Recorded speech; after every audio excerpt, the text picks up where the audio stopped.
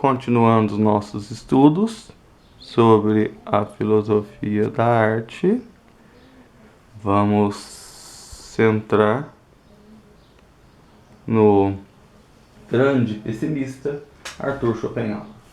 Ele diz, não só pela arte, mas por outros meios, o homem tem que passar do voluntas, aquele que quer, para o noluntas, aquele que não quer. Ele segue a perspectiva kantiana, numa visão pela qual a consciência dos seres é limitada pelas formas puras. Ou seja, a gente só pode conhecer, de fato, aquilo que está sujeito ao tempo e ao espaço. Ele defendia que a raiz do sofrimento era a vontade. Uma vontade como representação do mundo. A gente quer e almeja um sentido, um desejo, uma satisfação de coisas que a gente entende como felicidade, mas de fato ela não existe. Então a maneira de não naufragar era deixar de ser voluntas, de querer sem fim nacional, para se tornar noluntas, o não querer.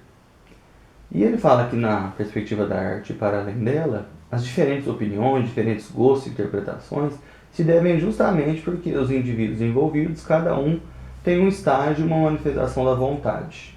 O emocional interfere. Para superar o voluntas, que traz uma submissão nociva, era preciso, via arte, contemplar a arte. Destaque aqui para a música. Isso permitiria que a gente saísse de nós mesmos e observasse a partir do outro aquilo que faz parte de mim. Na expressão artística, eu ver o que é real em mim, o que me dói, o que me fere. E assim não sucumbir aos anseios, aos desejos, porque eu vejo que eles são comuns e são passíveis de ser superados.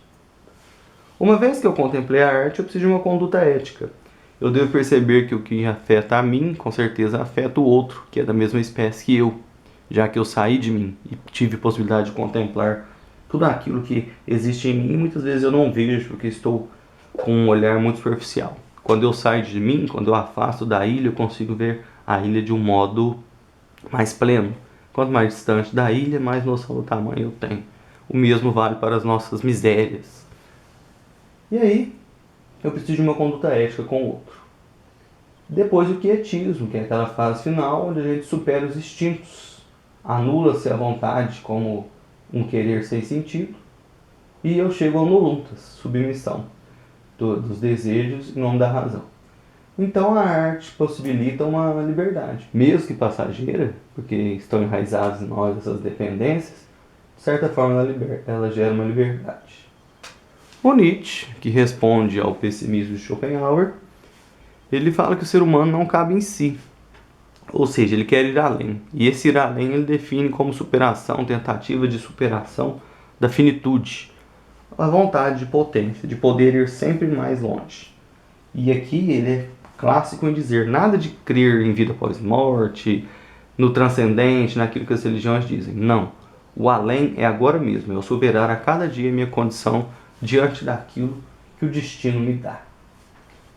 Ele fala que a moral ocidental cristã escravizou o homem, forçando ele a crer que fossem absolutos princípios que eram históricos. Verdade, bem, ética, santidade, tudo isso ele viu que foi colocado na história. É histórico, não é perfeito. Mas as religiões nos fazem crer que são. E a gente acaba cedendo a elas. E isso é nocivo para o ser humano. Ele fala que, na verdade, a história é um eterno retorno. A cada vez que eu volto a um ponto, eu tenho que, a partir dele, sair melhor. E aí a gente exala o perfume, percebe o perfume do Heráclito e de suas teorias ali presentes. Segundo ele, as pessoas não devem se fundamentar numa outra vida ou no transcendente, mas dizer sim à vida, a esta realidade, que é a única que temos certeza, mesmo que seja cheia de tragédias. Então ele defende um amor ao destino, em latim um amor fati, e não é um amor passivo, um amor que aceita tudo que vem pronto, não. É no amor fati que eu crio a minha vontade de potência, que eu exerço, e eu me supero e vou progredindo. A partir da tragédia da existência, eu aprendo a lidar com ela. E aí, fazendo isso, o homem seria um além do homem. Para explicar a relação disso com a arte, ele faz uma analogia entre duas divindades da mitologia grega. Dionísio, que é o deus da esbórdia, da falta de limites, e Apolo, que é o deus da ordem, da racionalidade. Ele fala que a arte trágica nasce justamente espelhando o confronto entre a dimensão de Dionísio, que todo mundo tem, e Apolo. Porque o homem, então, é um ser dividido, insatisfeito. Ora ele puxa para o irracional, ora para o racional. E para ele a solução nunca foi, ao contrário de que querem os religiosos e outros conservadores, elevar demais uma dimensão. Por exemplo, se eu elevar demais, como querem grandes instituições, o Apolo, a ordem, eu vou ser uma pessoa fria, racional, sem criatividade, não vou superar os meus próprios limites. E vou ser uma moral de rebanho, ou seja, vou fazer porque os outros fazem. Eu aceito uma moral que não é real, mas vivo como se fosse. Caso eu amplie demais o Dionísio, a devassidão, a falta de medidas também vai ser maior em mim. Diferente dos iluministas, que tinham uma fé extrema na razão e na superioridade do conhecimento, ele dedica um papel especial para a filosofia e para a arte. São elas, é um meio artístico que consegue exprimir de um modo mais profundo e complexo o ser humano.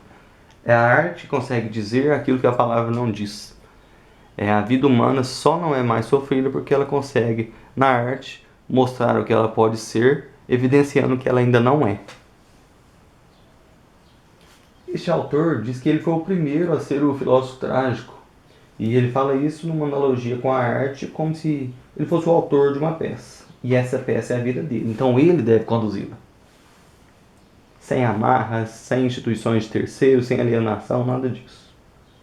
E aí a fala dele, quando eu olho muito tempo para o abismo olha de volta para mim. O que é isso? Quando eu saio de mim e observo eu de um modo interno, lá no mais profundo da minha consciência, onde eu escondo, onde eu mascaro tudo, quando eu começo a olhar para aquilo, eu mesmo me respondo, as minhas dores aparecem, as minhas angústias aparecem.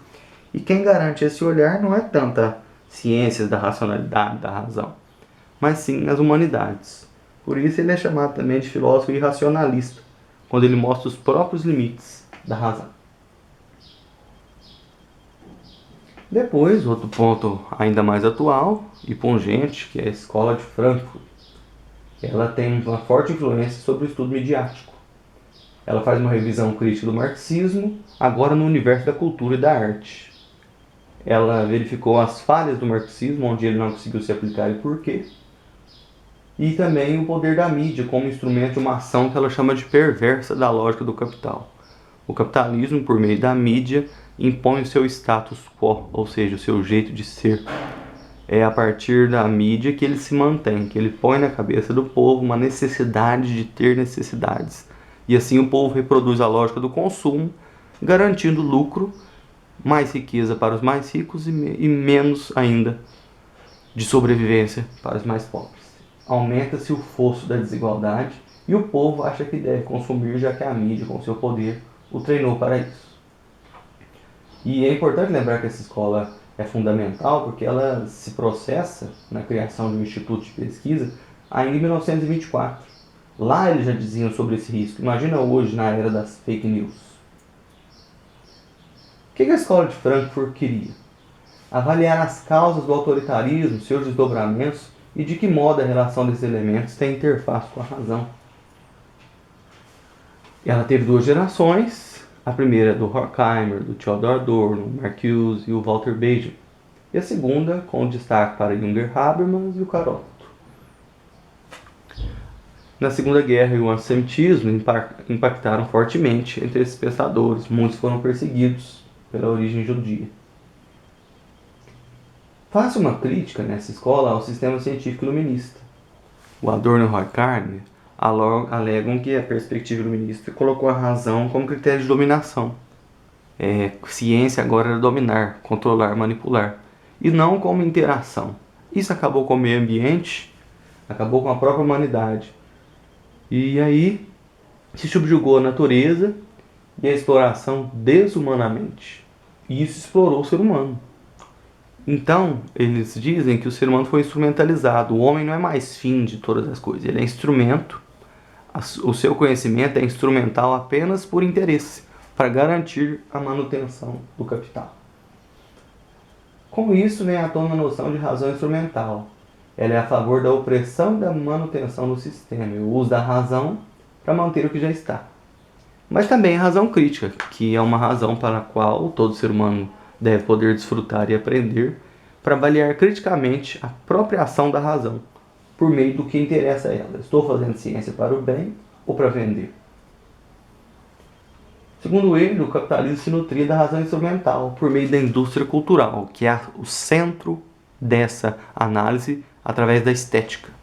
O que é a indústria cultural? Nela se tem uma estética do lucro e do consumo, da necessidade de consumo. Os eventos, a arte, a estética em si, shows, etc., são feitos não como livre manifestação da arte, mas pela lógica do mercado, da venda. Tudo se torna mercadoria. Cria-se um CD agora simplesmente para divulgar uma carreira, sem que a música necessariamente tenha um compromisso em si com a beleza. A cultura serve à massificação. A gente compra porque o outro está comprando. A gente faz porque o outro está fazendo. A gente não aparece como seres humanos distintos, mas a gente se iguala. Tudo é massa. Os produtos são feitos em série e sem aura do artista. O que é isso? Os produtos são feitos sem originalidade. São feitos em série, em fábrica, repetidos a todo momento. Então não aparece mais o rosto do artista ali. Aparece uma linha de produção em série. E aí se ditam hábitos, ou seja, comportamentos. Quer-se homogeneizar. Até hoje, a cultura norte-americana, o jeito americano de viver, é colocado como padrão cultural. Ao invés de a gente entender que quanto mais expressões culturais, melhor, aí eles tentam reduzir tudo a um padrão. E muitas vezes conseguem. Depois aparece o Walter Benjamin, que eu quis passar ele de modo separado, porque ele fala da arte engajada. Ele aborda a reprodução técnica das obras de arte. E por elas serem tão repetidas, elas perdem a originalidade, como eu já falei. Elas viram produção em série e retiram o rosto do autor. É tudo feito para vender, então cria-se uma distância entre o que o autor quis e o que o povo captou. A arte vira apenas uma mercadoria, não uma mensagem. A arte, portanto, perde sua autonomia. O ser humano é refém da lógica, espectador-consumidor. Aí eu lembro aquilo que eu falei no nosso primeiro vídeo sobre estética. O poder que a arte tem de dizer o que é bom e o que é ruim. Mataram uma borboleta, mataram uma barata. Justamente pela aparência da barata, o senso de vitória nosso muitas vezes pode ser que matando a barata, nós fizemos algo melhor do que matar a borboleta, porque é feio fazer isso. Ou seja, a arte tem poder. A beleza tem poder. O belo, que pode ser objetivo, subjetivo, como nós já vimos em Platão, Aristóteles, pode ser catarse, pode ser mimesis, pode ser transcendência, pode ser qualquer uma dessas coisas. E agora ele fala que não, que o belo foi manipulado pela indústria. E ele diferencia, né? A gente não cabe aqui delongar, mas é sempre bom lembrar que o ócio positivo é aquele não compromisso com nada a não ser com a criatividade, é o lazer puro, correto. O ócio negativo é aquele lazer já planejado, que você está de folga, mas está de folga para entrar na lógica do capital. Consumir, beber, você imagina que chegou sexta-feira, então você já tem tudo padronizado. Mesmo na hora de descansar, de ser criativo, de rever sua vida, de ter uma interação real com os filhos, você está na lógica do consumo e não percebe. E tudo isso foi feito para propagar o sonho burguês. A arte é para mostrar os que podem e os que não podem desfrutar dela. E para superar isso era necessário uma arte engajada, ou seja, uma arte que, por meio dela, a formação intelectual dos indivíduos, cada indivíduo possa compreender e ter uma visão crítica do mundo. E aí, eu deixo para vocês as referências. Por hoje é só, meus amigos.